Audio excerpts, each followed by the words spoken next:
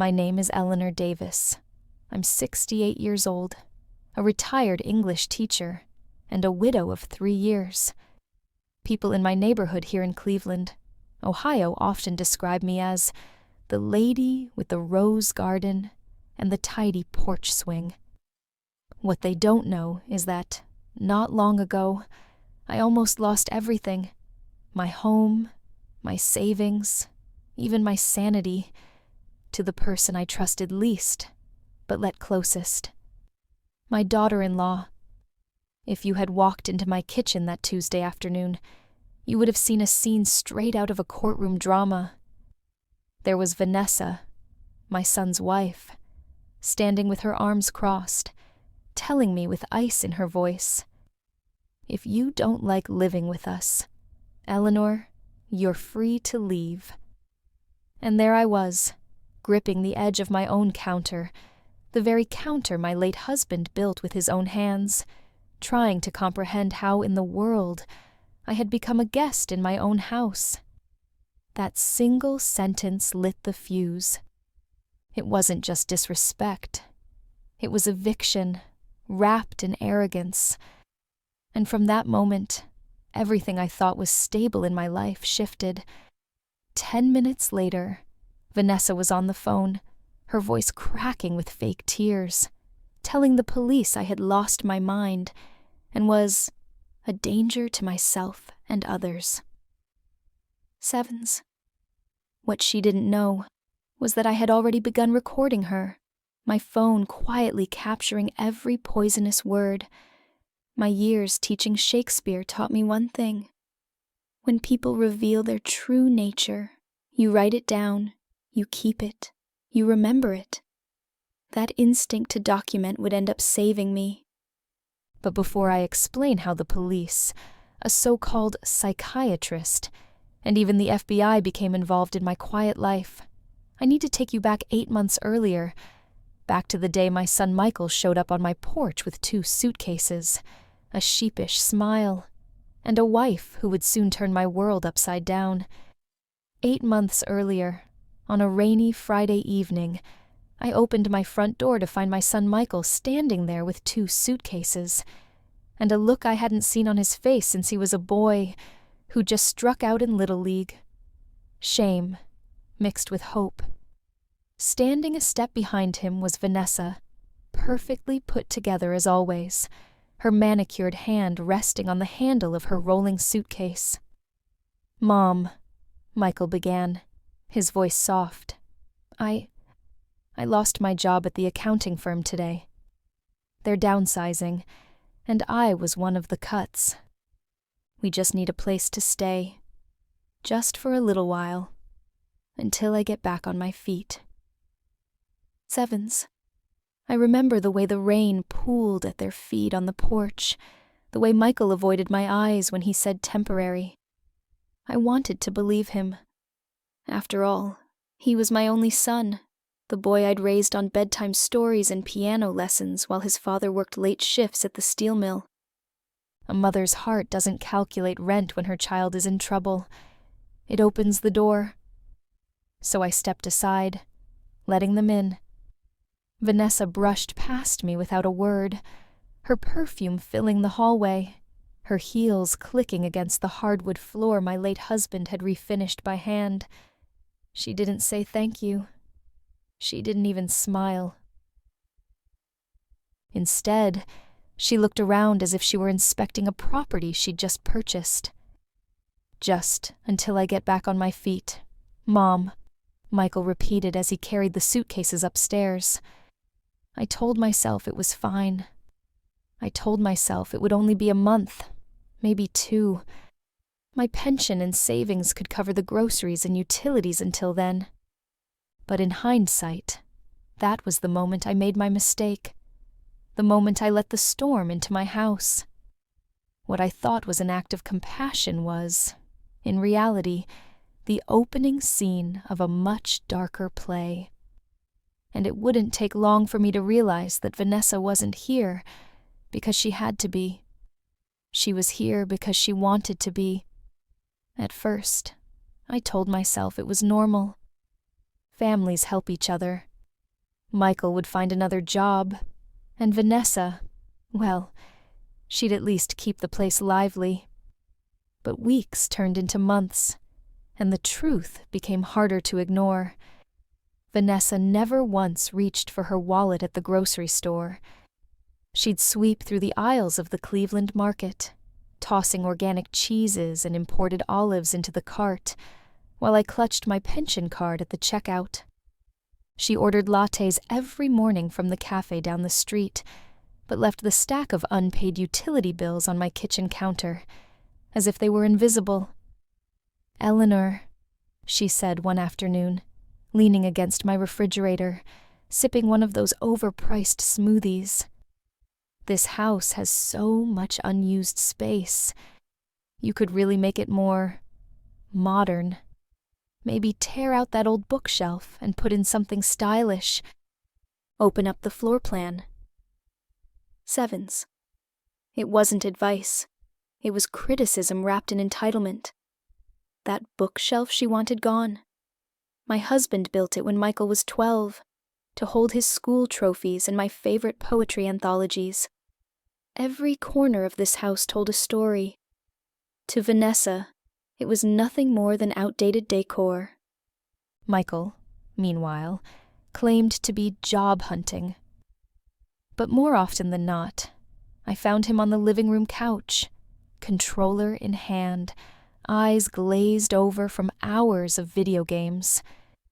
When I hinted at the bills or asked about interviews, Vanessa would speak for him. "He's under a lot of stress, Eleanor. You wouldn't understand. We're contributing in our own way." Sevens. Contributing. That was the word she used. But the dishes left in the sink, the lights left on all night, the groceries vanishing faster than I could buy them. None of that felt like contribution. It felt like invasion. By the 8th month, my once quiet home no longer felt like mine. The walls echoed with Vanessa's sharp laughter. The scent of her perfumes drowned out the roses I grew in my garden, and my son, the boy I raised to know better, sat silent beside her, watching, as if this were normal. I didn't know it yet, but those small daily cuts were only the beginning. Vanessa wasn't just careless. She was calculating. And soon, she would show me exactly how far she was willing to go. It was a Tuesday morning in late October when I finally said what had been pressing on my chest for weeks. The coffee pot gurgled on the counter, the smell of toast filled the kitchen, and I looked at my son, my Michael, sitting there with his head bent over a cereal bowl like a teenager. "Michael," I began carefully, "it's been 8 months. Maybe it's time you and Vanessa start looking for a place of your own. Just something small until you get settled." Sevens. I had practiced those words in my head 100 times. I thought he would understand. But before he could answer, Vanessa set down her phone, crossed her arms, and leaned back against my refrigerator like she owned it. "Are you serious, Eleanor?" she said, her tone sharp enough to cut through the air. "We do contribute to this household. Maybe not in the way you want, but we're here. We keep you company. We help with chores. You make it sound like we're freeloaders." Sevens. Her eyes were cold, calculating, and for a moment, I was too stunned to speak. Contribute? Was that what she called leaving dirty dishes piled in my sink and charging designer handbags to my credit card? "Vanessa," I said slowly, choosing my words like I used to tell my students when they misquoted Shakespeare, "I've shouldered every expense since you moved in. The groceries, the electricity, even that trip to Cancun." Sevens. Her head snapped up, eyes flashing. "That was a gift, wasn't it? You told Michael you wanted us to relax, to get away." Sevens. I stared at her, my pulse rising. I had said no such thing. That trip had shown up on my credit card statement like an ambush. But before I could argue, she leaned closer, her voice low, dripping with contempt. If you don't like living with us, Eleanor, you're free to leave. Sevens. The words landed like a slap. In my house. In my kitchen. Standing next to the refrigerator, my husband had worked double shifts to pay for, eating food I had bought with my pension. Vanessa was telling me to leave. Michael shifted uncomfortably, spoon clinking against the bowl. He didn't look at me. He didn't defend me. My own son sat there in silence, while his wife dismissed me like a stranger trespassing in her territory. I felt something stir inside me then. A heat, a sharpness I hadn't known I still carried. The old Eleanor might have swallowed her pride, laughed it off, tried to keep the peace. But that morning, as the clock ticked loudly on the wall, I realized something important. Peace with Vanessa was never going to exist. And I decided, right then and there, that if someone was going to leave this house, it wasn't going to be me. The moment Vanessa's words settled in the air, "You're free to leave," I felt something snap inside me. Not fear, not sadness. It was resolve. I rose from my chair, walked past both of them without another word, and climbed the stairs to the guest room they had claimed as their own. Vanessa followed on my heels, her voice sharp. "Where are you going?" "Sevens." I didn't answer. I pulled their oversized suitcase from the closet, unzipped it, and began tossing her things inside.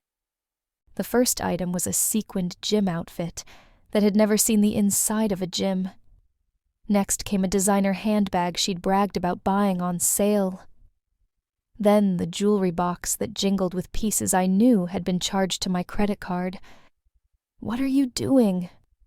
she screeched, her voice climbing an octave. "Packing," I said, my tone calm, almost steady. I folded one of Michael's gaming headsets and dropped it on top of her silk blouses. "Didn't you say someone should leave? I'm just helping you with the process." "Sevens." Vanessa's face turned a furious shade of red. She lunged forward, trying to snatch her clothes from the suitcase, but I kept going, pulling shoes from under the bed, makeup cases from the dresser, even the half-empty coffee cups they'd left on the nightstand.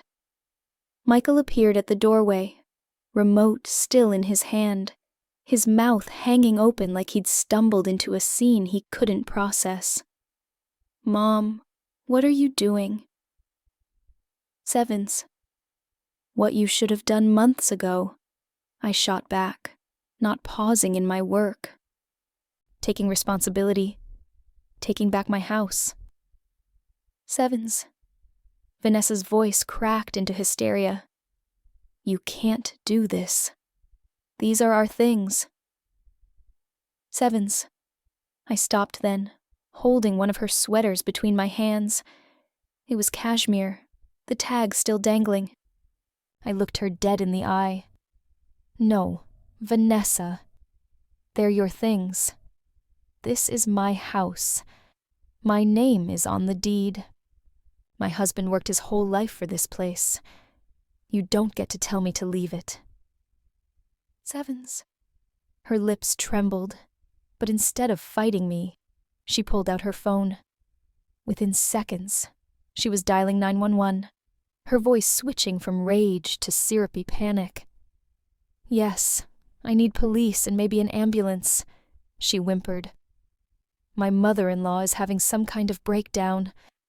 She's throwing things, threatening us.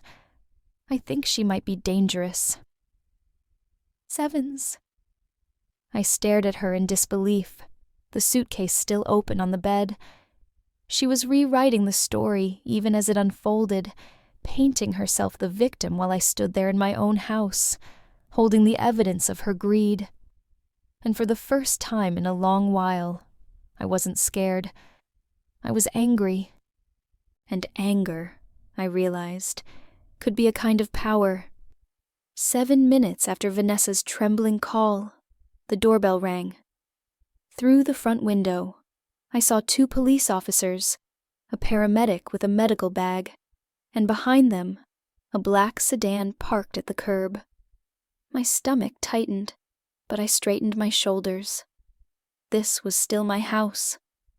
I opened the door. "Good afternoon, officers. Please, come in." Sevens. The older cop, polite but cautious, nodded. "Ma'am, we received a call about a disturbance."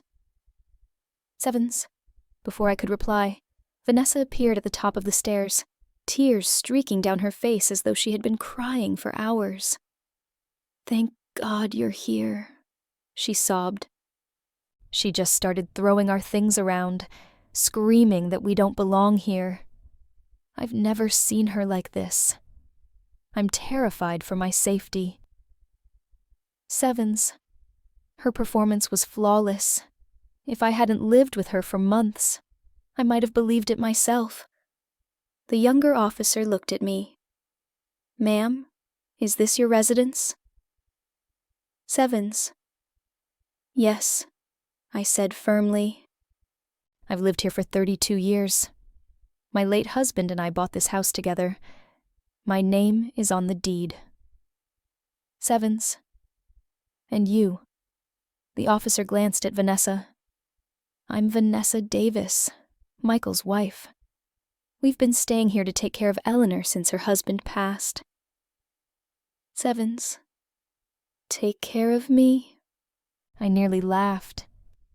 The woman who couldn't remember to put gas in her car was apparently my caregiver now. The paramedic stepped closer, his voice gentle. "Mrs. Davis, I just need to check a few things. Do you know what day it is?" Sevens. "It's Tuesday, October 22nd, I answered smoothly. 2:45 in the afternoon. I'm fine, thank you. I can recite the preamble to the Constitution, if you'd like."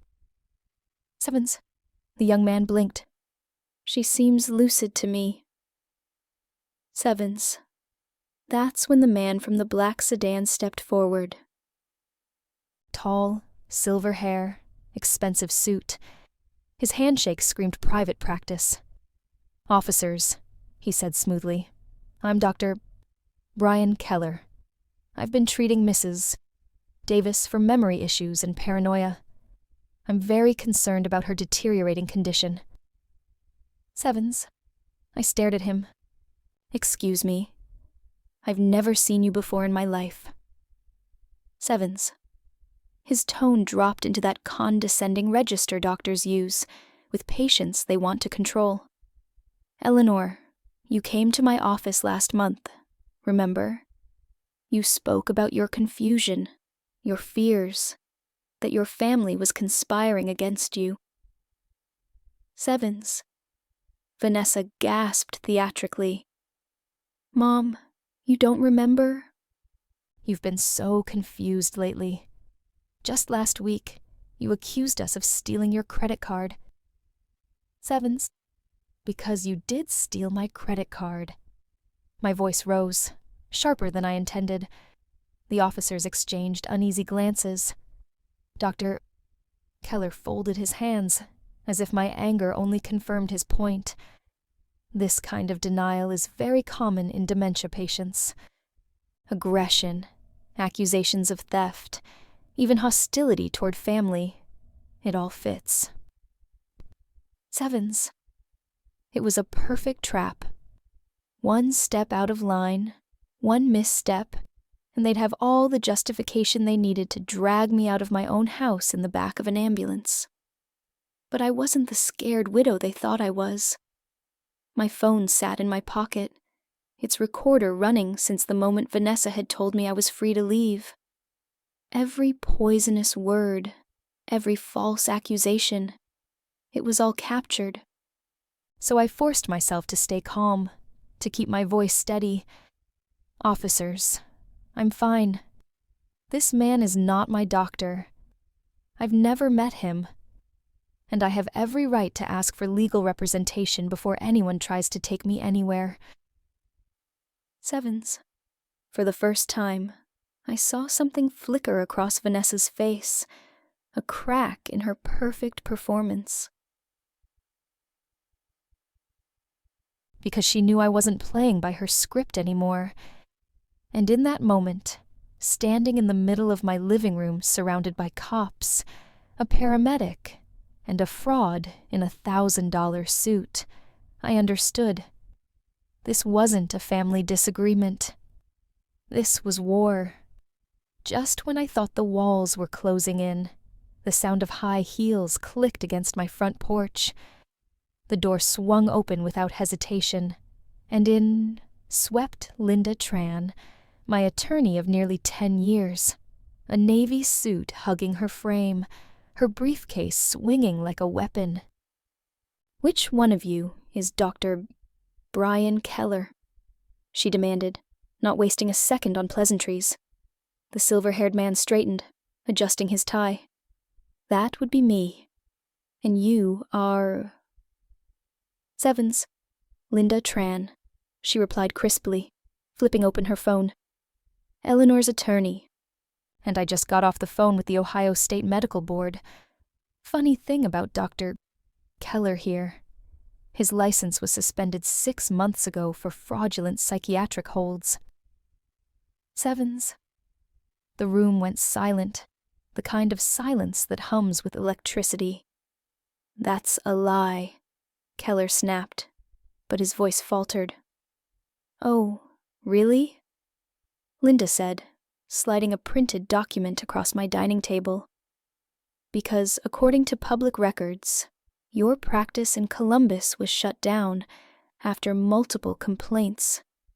Elderly patients, all mysteriously placed under psychiatric observation, all signing over power of attorney to family members who just happened to profit. Ring any bells?" Sevens. The younger police officer leaned forward to read the document, his brows knitting. "Is that true, Doc?" Sevens. Keller's smooth facade cracked. "Patient confidentiality prevents me from—" Sevens. "Spare us," Linda cut in. "You had no problem discussing Eleanor's so-called dementia a moment ago. What you can't do is explain where your office is, or why your license no longer exists." Sevens. Vanessa stepped forward, her mascara-streaked tears suddenly drying. "She's confused. Mom doesn't remember her visits. This is exactly why the doctor is here." Sevens. Linda turned to her sharply. "Mrs. Davis, is it? Do you realize conspiring with a fraudulent medical professional to strip someone of their legal rights is a felony? Because that's exactly what you've just walked yourself into." Sevens. The older officer cleared his throat. "Ma'am, we're going to need to see some identification." Sevens.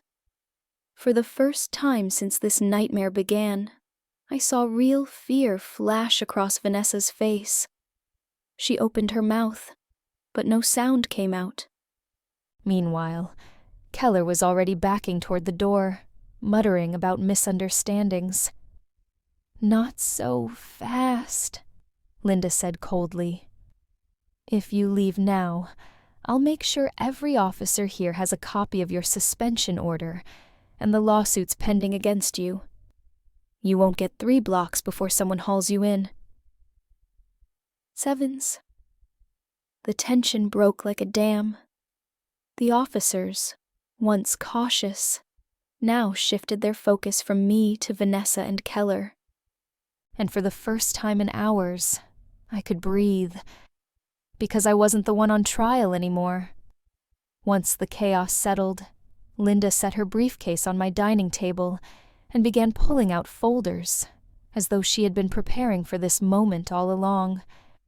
Her voice was calm, precise, the kind of calm that makes guilty people sweat. "Eleanor," she said gently, "I did some digging after your phone call.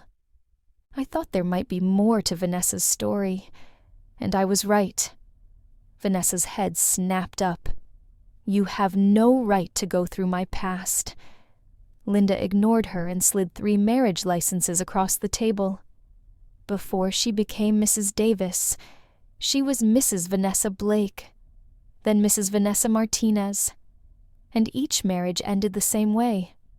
A wealthy husband, decades older than her, died suddenly within the first year. I felt the blood drain from my face. "What?" Linda nodded grimly. "Robert Blake, 74 years old. Heart attack, 6 months after the wedding. Carlos Martinez, 68. Fell down the stairs of his Arizona condo, died instantly. Both left sizable estates. Both rewritten wills, signed just weeks before their deaths, leaving everything to Vanessa." The room seemed to tilt. My son sat frozen, his spoon still in his hand, eyes darting between Linda's documents and the woman he called his wife. Vanessa forced a laugh, too high-pitched to sound real. "That doesn't prove anything. Older men die all the time. You're painting coincidences as conspiracies." Linda's eyes narrowed. "Coincidences? Because I also found bank transfers, hundreds of thousands of dollars, into accounts under your name. Money that vanished right after those men died, and now, here you are, married to Michael, 42, healthy, but with a mother who happens to be 68, owns a fully paid-off home, and has a comfortable retirement fund." Silence settled over the room like a heavy curtain. I looked at Vanessa, and for the first time, I saw it clearly, the cold calculation beneath the charm, the predator hiding in plain sight. Michael finally spoke, his voice hoarse. "Vanessa, tell me this isn't true." Her lips curled into something between a smirk and a snarl. "They were lonely old men. They gave me what I deserved. Don't act shocked." The younger officer shifted uncomfortably, muttering under his breath, "Jesus." Linda tapped the marriage licenses with one manicured finger. "This is a pattern, Mrs. Davis. And patterns like these don't end with coincidence. They end with handcuffs." For the first time, Vanessa had no clever retort, no tears, no performance, just silence. And in that silence, I realized the woman I had let into my house hadn't just disrespected me. She had been plotting my erasure from the very beginning. I had been silent long enough. While Linda stacked documents like ammunition, I reached into my cardigan pocket and pulled out my phone. With a single tap, the kitchen filled with the sharp, unmistakable sound of Vanessa's own voice. "If you don't like living with us, Eleanor, you're free to leave." Her words echoed off the walls, flat and cruel. Then came the part where she called 911, her tone shifting from venom to fake sobs. "My mother-in-law is acting erratic. I think she's dangerous. Please, send someone quickly." The recording ended, but the silence it left behind was louder than anything. The officers glanced at one another, Michael's face drained of color. I looked directly at Vanessa. "You've lied, manipulated, and now you've tried to paint me as insane in my own home. Care to explain yourself?" Her mask cracked. For weeks, maybe months, she'd worn the costume of a concerned wife, a dutiful daughter-in-law. Now her eyes hardened into something feral. "You think you're clever, Eleanor?" she hissed. "You think a few recordings will save you? You're old. You're weak. Michael doesn't even believe you half the time. All it takes is one doctor, one court order, and you'll be locked away while I enjoy everything you've built." Michael flinched as though struck. "Vanessa, stop." But she didn't stop. Her voice rose, years of venom bubbling out. "Do you know how easy it is? A little something in your morning coffee to make you drowsy, a few signatures on documents you won't remember signing, and suddenly I'm in control. You wouldn't even know until it was too late." The paramedic's mouth fell open. The older officer muttered, "Well, that's about as close to a confession as I've ever heard." Linda leaned forward, her expression sharp. "Vanessa Davis, I strongly advise you to stop talking, because every word you just said has been recorded, not just by Eleanor, but by me as well, and trust me, the FBI will be very interested." Vanessa's bravado faltered. She glanced toward the door, as if calculating whether she could run. But it was too late. The officers were already reaching for their radios, murmuring about detainment. I set my phone down on the table and folded my hands. For the first time in months, I felt steady. "You thought you could erase me, Vanessa, but you underestimated one thing." Her eyes snapped back to mine. "What's that?" I held her gaze, calm and unshaken. I taught high school English for 40 years. I faced teenagers who thought they were smarter than everyone in the room, and I never lost to a single one of them. Michael buried his face in his hands, the weight of betrayal crushing him, and as the officers stepped forward to take Vanessa into custody, I knew this was only the beginning of unraveling the web she had spun. 2 days after Vanessa was escorted out of my home in handcuffs, I sat in a gray-walled office at the Cleveland FBI Field Division. The room was plain. No flowers, no family photos, just a flag in the corner and the faint hum of fluorescent lights. Across from me sat Agent Karen Miller, a woman in her 50s with steel-gray hair pulled into a bun and eyes that missed nothing.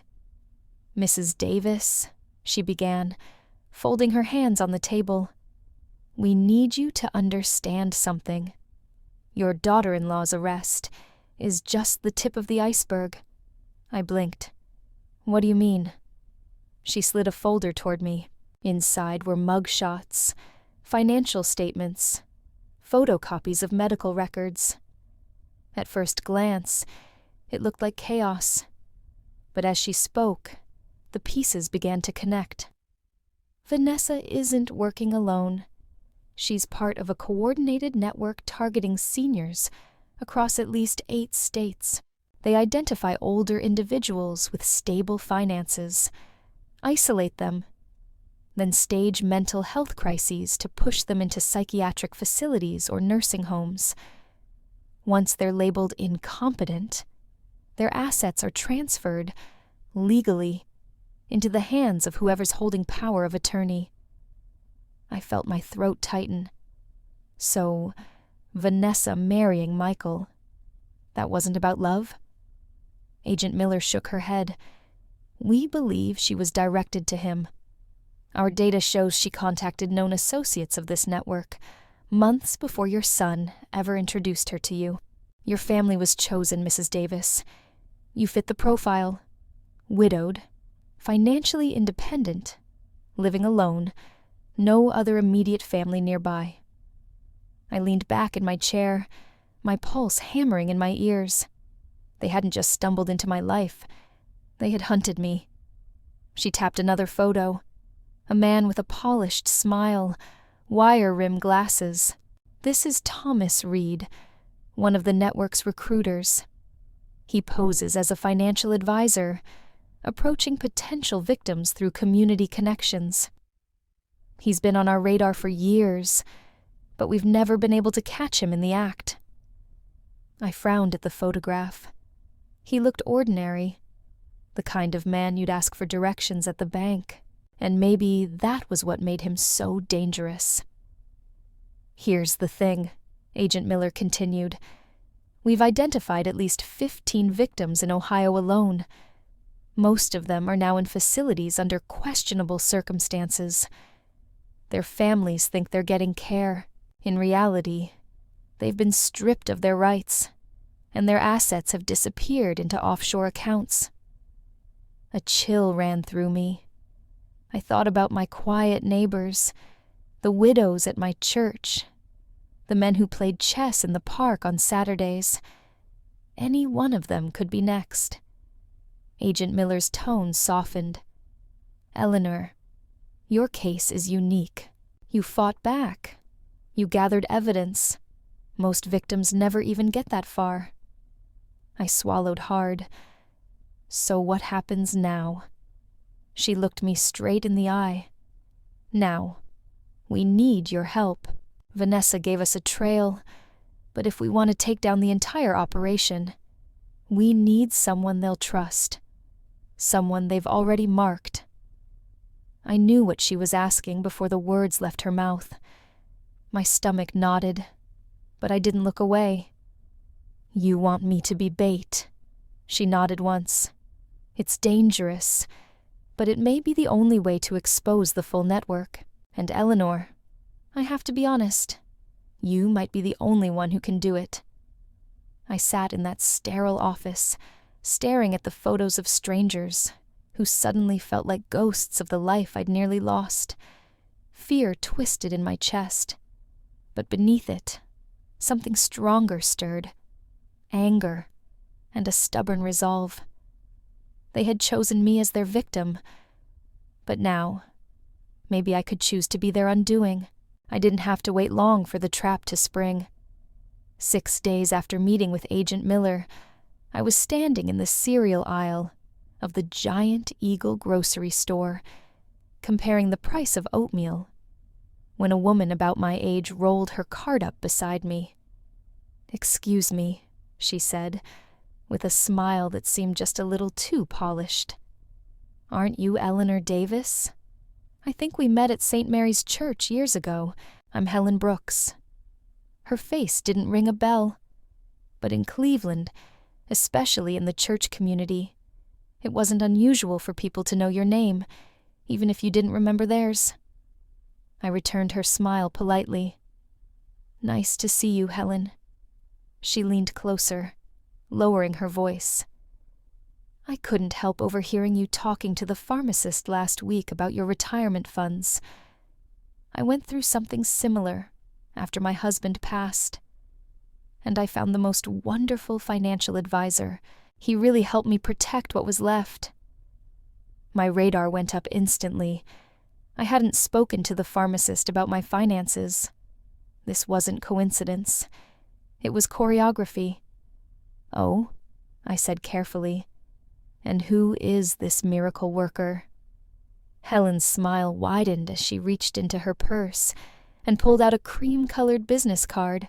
The embossed letters read, "Thomas Reed, Financial Consultant, Trusted Guidance for Seniors." "He specializes in helping widows," she said warmly. "Keeps your money safe from family members who might misuse it. He's discreet, professional. I can't recommend him enough." I took the card, nodding as if she had just handed me the winning lottery ticket. "That's very kind of you, Helen. I'll give him a call." The moment she walked away, I texted the name to Agent Miller. Her reply came within minutes. "Perfect. He's one of our top targets. Don't call him. He'll call you. Just wait." Sure enough, 2 days later, the phone rang. "Mrs. Davis," the voice purred, smooth as honey. "This is Thomas Reed. Helen Brooks mentioned you might be looking for some financial security. I'd be honored to help." I sat at my kitchen table, FBI surveillance van parked discreetly down the block, and forced a tremor into my voice. "I have to admit, Mr. Reed, I'm wary. Someone close to me tried to take advantage recently."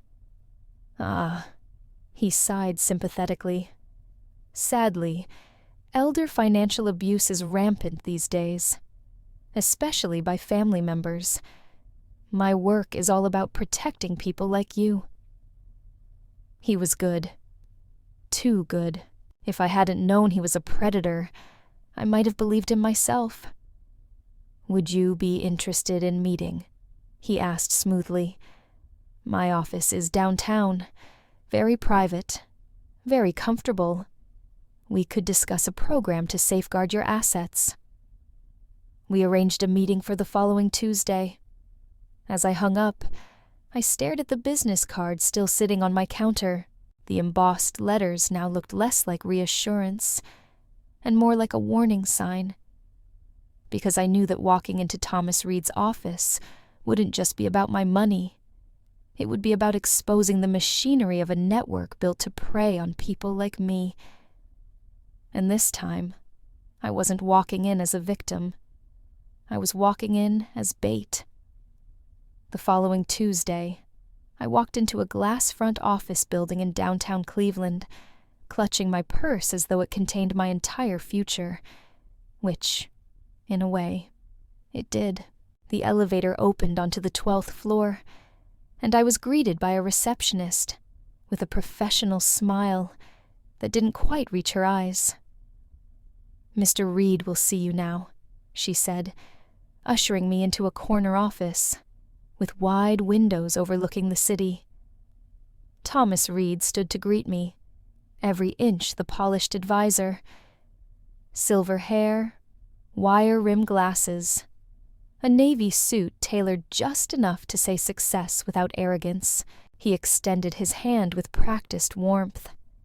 "Mrs. Davis, I'm so glad you came. Please, sit.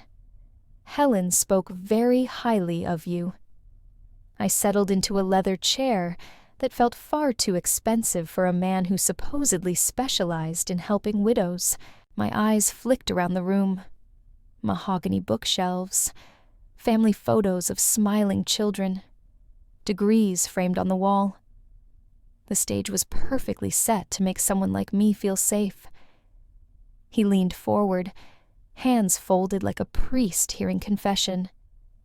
"Helen told me you've had some difficulties with family. I'm truly sorry. Unfortunately, I hear stories like yours far too often. Children, in-laws, even neighbors.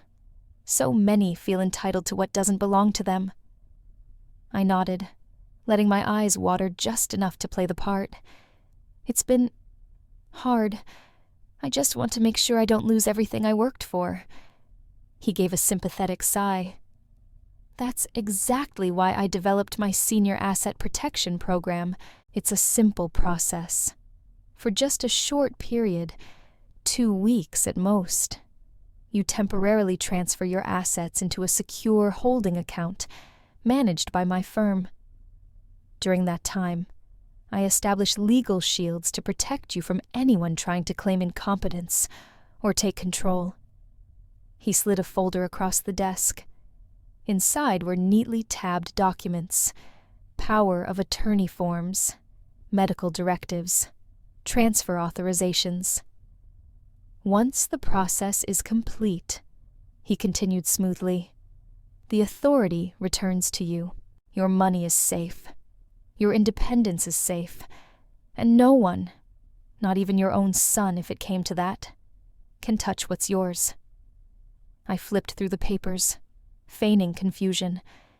"This says you'd have authority over both my financial and medical decisions. That seems broad." "Only temporarily," he assured me, his voice soothing. "It's a necessary step.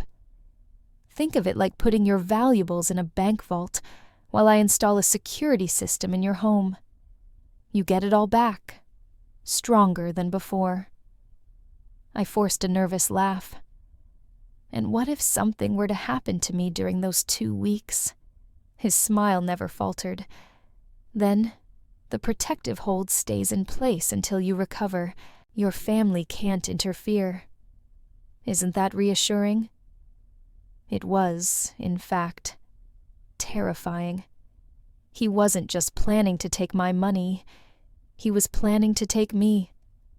I'll need some time to think, I said, rising slowly. Of course, he said, standing with me. But Mrs. Davis, I must warn you, timing is critical.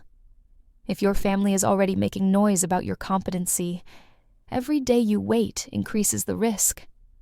Sometimes delay is the most dangerous decision of all. His words were meant to frighten me. And maybe, if I hadn't already seen behind the curtain with Vanessa, they would have.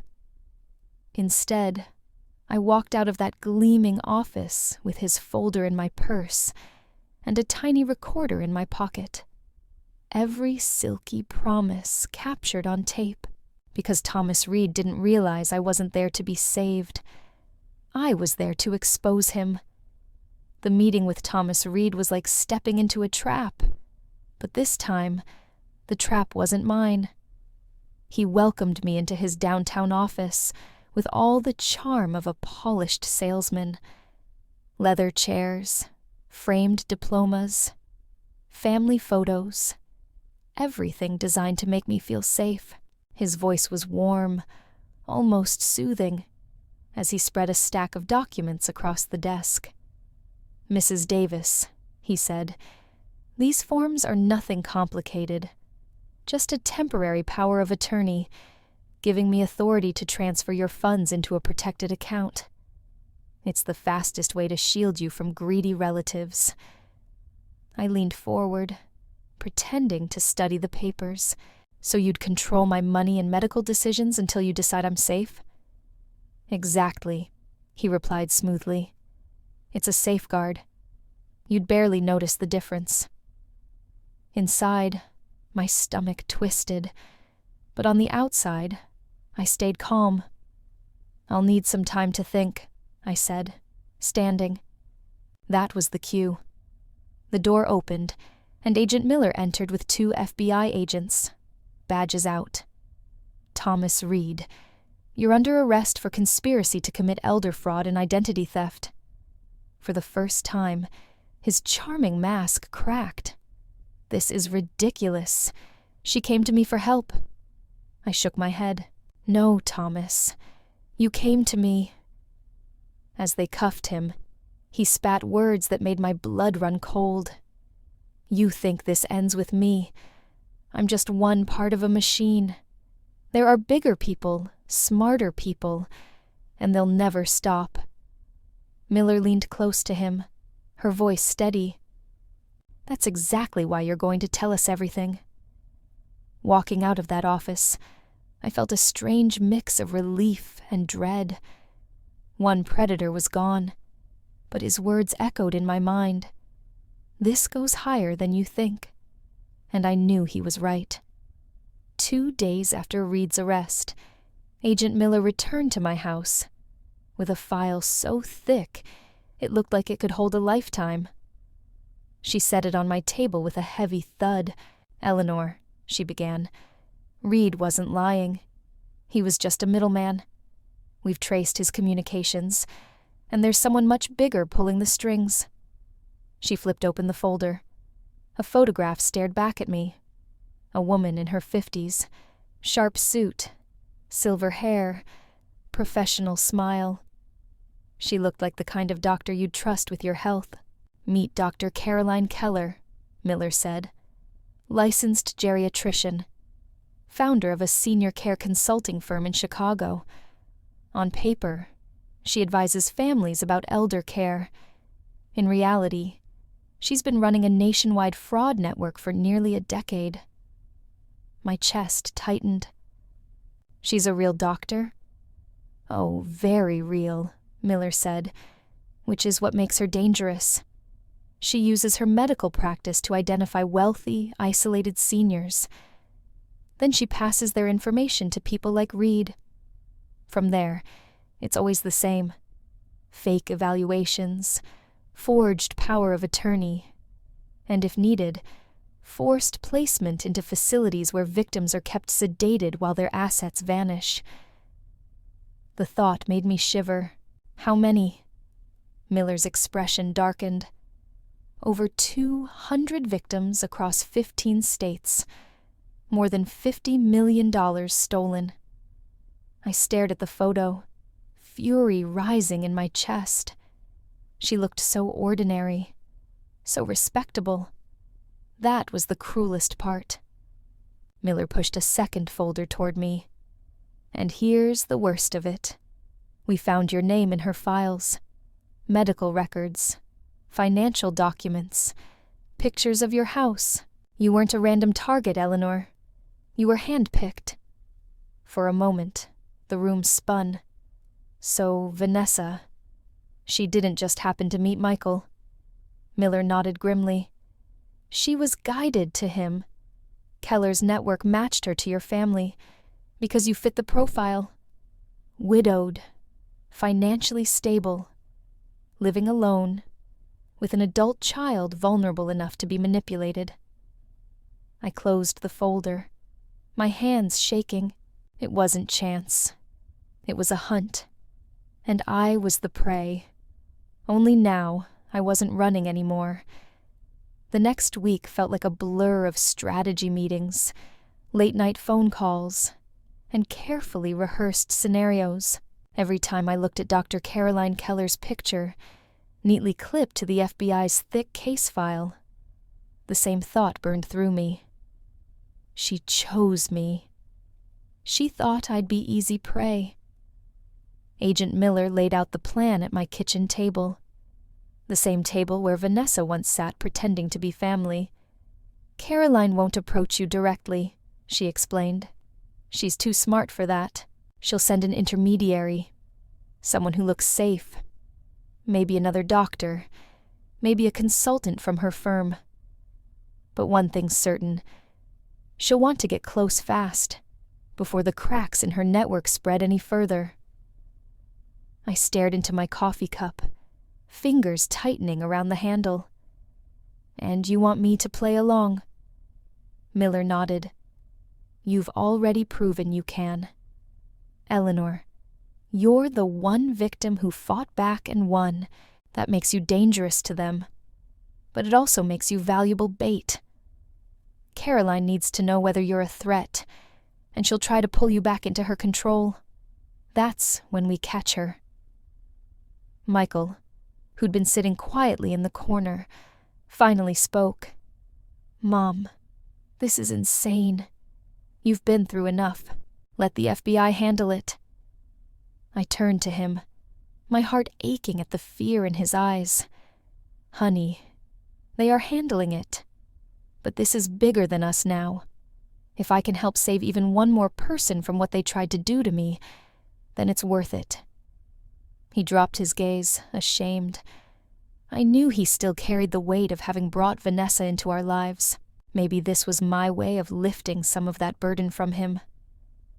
Miller leaned forward, lowering her voice. Here's how it works. We'll leak information, carefully, that you've recovered your stolen funds and are looking for secure ways to protect them. We'll make sure it reaches Keller's ears. Then, when her people come knocking, you'll listen. You'll act cautious, but not suspicious, and you'll record everything. I swallowed hard. And what happens if they don't send someone safe? What if they send someone dangerous? Then we'll be there, Miller said firmly, every step of the way. You won't ever be alone. That night, as I sat in my bedroom staring at the framed photo of my husband on the nightstand, I whispered to him, like I had so many times before. Robert, I never thought retirement would look like this, but if you were here, you'd tell me to stand tall. You always said I was stronger than I believed. I thought about the other victims Miller had mentioned, the men and women locked in nursing homes, drugged into compliance, stripped of everything they had built, people whose families thought they were safe, while their lives were being stolen. I wasn't just fighting for myself anymore. I was fighting for them. The next morning, I called Agent Miller. My voice didn't shake. "Karen," I said, "tell your people to start spreading the word. I'm ready." There was a pause on the line, and then her steady reply, "Good. Because Eleanor, once this starts, there's no going back. Keller is ruthless, but with your help, we can end this." I hung up the phone, my pulse steady. Vanessa had thought she was the predator in my story. Reed had thought he could charm me into submission. And Keller believed she was untouchable, too smart to ever be caught. They all underestimated the same thing. I wasn't prey. I was the trap. The day Caroline Keller walked into my house, it felt like déjà vu.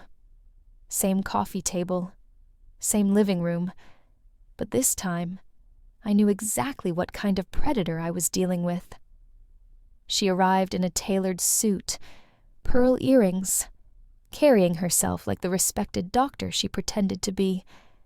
"Mrs. Davis," she said smoothly, "my firm can help protect you.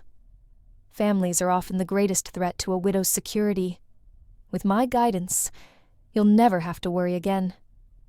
She laid out her paperwork, power of attorney forms disguised as protection. I picked one up, my voice steady. "So, you'd have full control over my finances and health?" "Only temporarily," she assured me with a soft smile. "Think of it as me guarding your gate." I locked eyes with her. Funny. "That's what your brother said." The mask slipped. For the first time, I saw the steel beneath the smile. "You're smarter than most," she murmured, leaning in. "But fighting us is a mistake. Seniors who resist end up in facilities. No one believes them. No one helps them." I let a small smile cross my lips. "I think someone will believe me." Right on cue, the front door burst open. Agent Miller and 2 FBI agents stormed in, badges flashing. "Dr. Caroline Keller, you're under arrest for conspiracy, elder fraud, and racketeering." For a heartbeat, Keller froze, then tried to collect herself. "This is a misunderstanding," she snapped, but the cuffs clicked shut before she could say more. As they led her out, she glanced back at me, her voice sharp as glass. "You've destroyed years of work, but this isn't over." "Sevens." I sat back in my chair, heart pounding. Maybe she was right. It wasn't over. But for the first time, I felt like I had won. In the weeks after Dr. Keller's arrest, life in my house finally began to feel like my own again. The shadows were still there. Memories of Vanessa's cruel words, Reed's polished lies, Keller's cold warning. But the weight on my chest was lighter. Michael came by one Sunday morning, his hands shoved deep in his jacket pockets.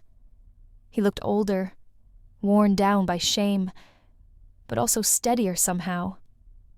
"Mom," he said quietly, "I don't deserve your forgiveness. I let Vanessa walk all over you. I let her walk all over me. But I want you to know, I've been making changes." He told me about the job he'd landed at a logistics company in downtown Cleveland. Nothing glamorous, but solid work with benefits. He spoke about cutting up the credit cards, about moving into a small apartment on the west side, about finally standing on his own 2 feet. "I should have done this a long time ago," he admitted. "You raised me better than the man I became these last few years. I'm sorry for forgetting that." For the first time in months, I saw my son, not Vanessa's shadow, not a man lost on the couch, but Michael, the boy who used to mow the lawn for our neighbors, just to make me proud. He reached across the table and squeezed my hand. "You've been through hell, Mom. From now on, I'm going to take care of you the way you've always taken care of me. No more excuses." Sevens. I felt my eyes sting, but I smiled. "I don't need you to take care of me, Michael. I just need you to stand tall, to live like the man I know you can be." And for the first time, I believed he truly would. It was early spring when I first noticed the change in Michael's eyes. He had been visiting more often, sometimes bringing takeout, sometimes just stopping by after work to check on me. But one evening, he wasn't alone. "Mom," he said, standing a little taller than usual. "This is Rachel. She helped take care of you when you were in the hospital last winter." I remembered her instantly. The nurse with the calm hands and kind smile, the one who never treated me like a burden. She'd once stayed an extra 15 minutes, just to sit by my bed and talk about books, because she'd heard I was an English teacher. Rachel extended her hand. "Mrs. Davis, it's so nice to see you again. I can't tell you how relieved we all were when you got through everything." Sevens. Her presence felt different from Vanessa's from the very beginning.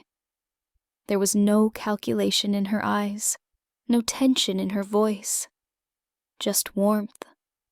Over the next weeks, Rachel became a regular at our Sunday dinners. She and Michael laughed easily together, sometimes teasing each other in a way that reminded me of how young love should feel. Light, genuine, unburdened by secrets. One evening, after Rachel had gone home, Michael lingered in the kitchen, drying dishes with a smile he couldn't quite hide. "I never thought I'd get another chance, Mom. Not after everything. But with her, it feels different, like I can finally be the man Dad would have wanted me to be." I reached out and touched his arm. "That's because she doesn't want anything from you except your heart, Michael. That's all real love ever asks for." For the first time in a long while, our house felt like a home again, filled not with tension or suspicion, but with the quiet hum of hope. Sitting in my garden one quiet afternoon, I finally let myself breathe. The tulips had just begun to bloom. The same way life was beginning to blossom again inside my home. I thought back on the storm we'd survived, the betrayal, the lies, the fear, and realized something important. I wasn't the same woman who had once been too polite to speak up in her own kitchen. Vanessa, Reed, and Keller had all underestimated me. They saw a widow, a teacher past retirement, someone easy to silence. But what they didn't see was resilience, or the strength that comes from years of standing in front of classrooms, keeping order, believing in truth. They mistook age for weakness. They were wrong. The biggest lesson I've learned? That evil often comes dressed in kindness, and predators sometimes smile the warmest, but silence and fear only feed them. Standing up, even when your voice shakes, can change everything, not just for yourself, but for everyone watching. Michael is rebuilding his life now. I'm proud of the man he's becoming, and grateful that he's found someone who sees his heart instead of his wallet. As for me, I'm nobody's victim anymore. I'm proof that justice can still prevail, even when the odds seem stacked against you. And now, I want to ask you, have you ever faced a moment where you had to stand your ground, even when it felt like the world was against you? If this story touched you, if you've ever felt the same weight of betrayal or the same fire of resilience, please like, comment, share, and subscribe. Your voice matters. And sometimes, sharing it is the very first step to taking your power back.